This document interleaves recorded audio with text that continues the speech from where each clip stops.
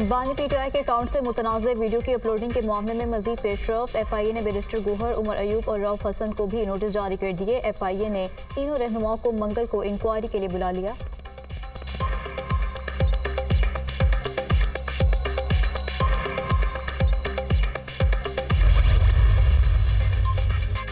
शेख मुजीबुर रहमान के मामले पर कानून अपना रास्ता खुद बनाएगा, हमने क्या करना है। पीटीआई खुद अपने ऊपर पाबंदी लगा रही है। सोशल मीडिया पर जो तूफान बदतमीजी बरपा है उस पर कदगन लगना जरूरी है। वफाकी वजीर कानून आजम नज़ीर तारड़ की दुनिया न्यूज़ से खुसूसी गुफ्तगू।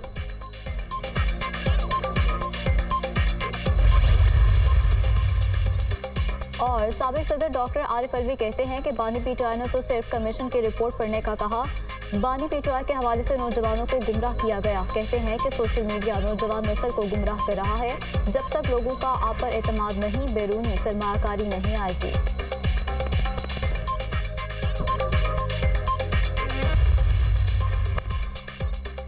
पेट्रोलियम मसनूआत की कीमतों में कमी से मुतालिक कन्फ्यूजन का मामला। ज़राए वज़ीर-ए-आज़म ऑफिस के मुताबिक वज़ीर-ए-आज़म को भेजी गई समरी वज़ारत ख़जाना की जानिब से आई थी।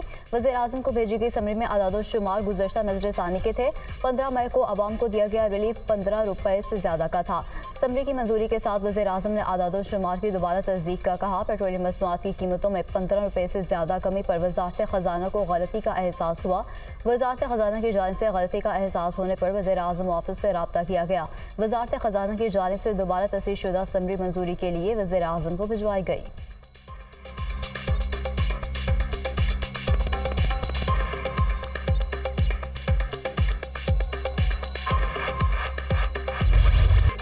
पेट्रोल में मामूली रिलीफ के बाद अवाम पर बिजली गिरा दी गई। बिजली की कीमत में 3 रुपये 25 पैसे फी यूनिट इजाफा। बिजली की कीमत में इजाफा से माहिर एडजस्टमेंट की मद में किया गया। कीमतों में इजाफे का इतलाक जून, जुलाई और अगस्त के लिए होगा। नेपटो ने बिजली की कीमतों में इजाफे का फैसला वफाकी हुकूमत को भिजवा दिया।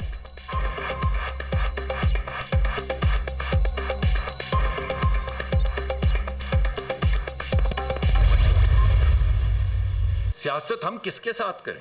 एक पार्टी के अलावा हर एक के साथ तो सियासत कर रहे हैं। आप कहें कि जो लोग हैं जो आप समझते हैं कि उनके ऊपर बिला वजह मुकदमात बने हैं वो खत्म होने चाहिए, आप अपनी बिल्कुल आवाज बुलंद करें। आप किससे बात करना चाहते हैं? आप उनसे बात करना चाहते हैं, आप एस्टेब्लिशमेंट से बात करना चाहते हैं। कहते हैं मैं कब्र तक जाऊंगा। अभी ये जो कैंपेन चलाई है, ये क्या कैंपेन है भाई? ये हमसे बात करनी है या किससे बात करनी? दीवार से बात करनी है। हर सियासी जमात से बात करने के लिए तैयार हैं। डायलॉग करेंगे तो मसाइल का हल निकलेगा। हमसे बात नहीं करेंगे तो क्या दीवारों से बात करेंगे? पीटीआई एस्टेब्लिशमेंट से बात करना चाहती है या अमेरिका से? वफाकी वज़ीर पेट्रोलियम मुसद्दिक मलिक की न्यूज़ कॉन्फ्रेंस। कहा, गुज़श्ता रात पेट्रोल की कीमत में कमी के दाम पर कुछ कन्फ्यूजन पैदा हुई। महंगाई की शरह 37% से कम होकर 17% पर आ गई। तजारती खसारा 4 अरब डॉलर से कम होकर 20 करोड़ डॉलर रह गया।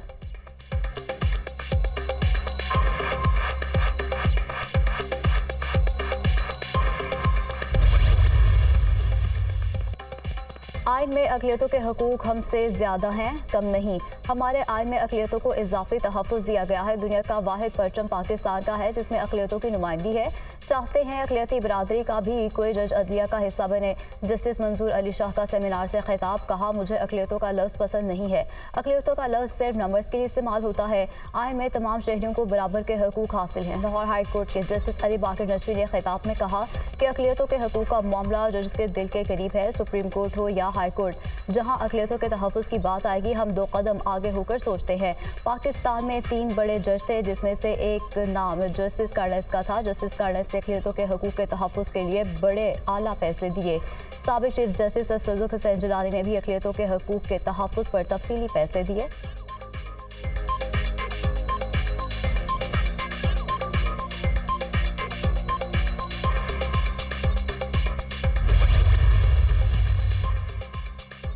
मुल्क में इंसाफ सबके लिए बराबर होना चाहिए। अदम बर्दाश्त का कल्चर हम सबके लिए बायस तकलीफ है। मुआशरे और समाज में रवैयों की तब्दीली ज़रूरी है।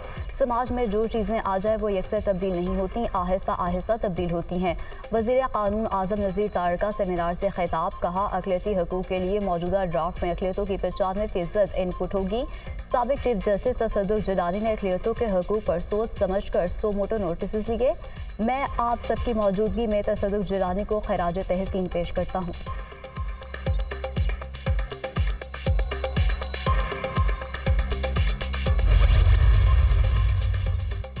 इस्लामाबाद पुलिस ने वियतनाम सफीर की लापता अहलिया को ढूंढ निकाला। खातून को शोहर के हमरा घर रवाना कर दिया गया।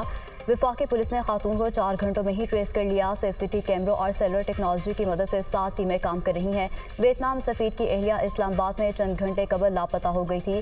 खातून ब्यूटी पार्लर जाने का कहकर घर से निकली, लेकिन वहां भी नहीं पहुंची थी। वियतनाम सफीर की शिकायत पर इस्लामाबाद पुलिस ने तलाश शुरू कर दी थी।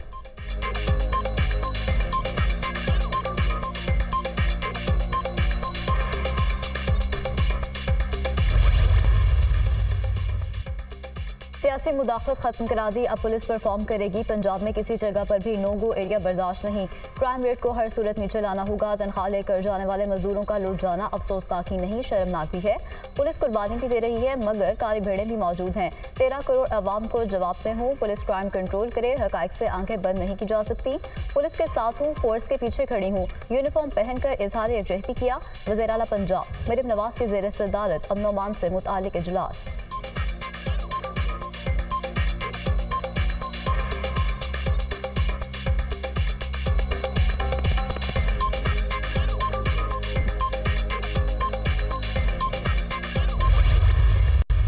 कमीशन तो जो है वो इस बात पे बनना चाहिए अब कि इमरान खान ये अब क्यों कर रहा है, ये सब कुछ क्यों कर रहा है, वो शुरू करें इसको निकाले जाने से लेकर आज तक 9 मई भी बीच में शामिल करें। इस पर कमीशन बनाएं कि इमरान खान ये क्यों कर रहा है, ये मुल्क दुश्मनी इमरान खान क्यों कर रहा है। और अब वो फिर तैयार है, एक और 9 मई जैसा प्लान इनके दिमाग में है, जिसकी एक जो है ये पहली स्टेज है जो ये आप देख रहे हैं।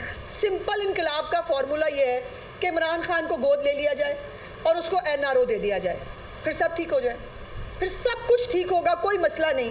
और इनकलाब सिर्फ इतना है कि उनको NRO चाहिए। अवाम को समझना होगा, बानी PTI मुल्क के खिलाफ साजिश कर रहे हैं। बानी PTI की मुल्क दुश्मनी पर कमीशन बनना चाहिए। फौज और इदारों के खिलाफ मुनज़्ज़म साजिश हो रही है। इनका एक और 9 मई जैसा प्लान है। इनकलाब का सादा फार्मूला है कि बानी PTI को NRO दिया जाए। वज़ीर इत्तलात पंजाब अज़मा बुखारी की प्रेस कॉन्फ्रेंस, कहा महंगाई कम होने पर मुखालिफिन पर शोक का आलम है।